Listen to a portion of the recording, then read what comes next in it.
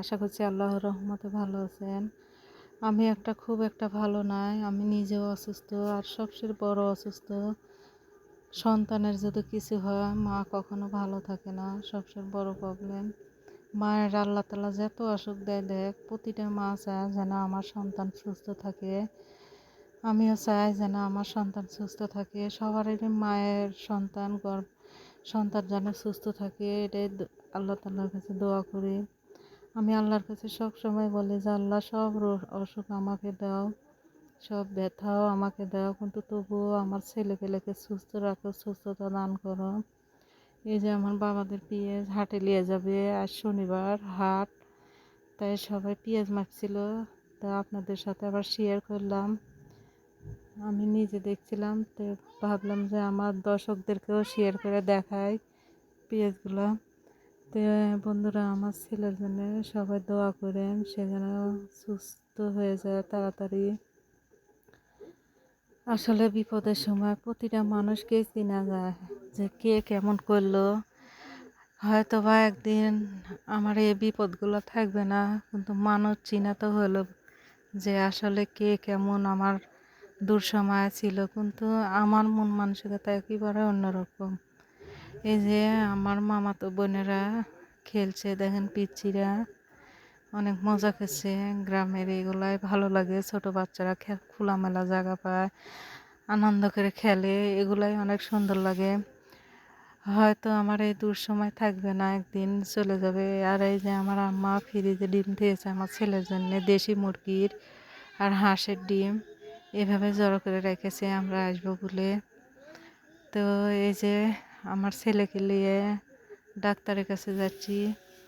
ডাক্তারের কাছে গেছিলাম আমার ভাইয়ের বউকে নিয়ে, যায় আমার ছেলেরই কতগুলো অসুখ ধরা পড়ে গেল। তাই আমার মন মানসিকতা অনেক খারাপ। সবাই আমার বাবার জন্য দোয়া করেন।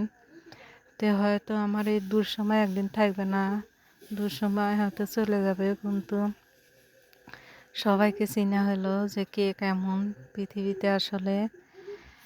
তবুও আল্লাহর কাছে লাখ লাখ শুক্রিয়া, আল্লাহ যা করে ভালোর জন্যই করে।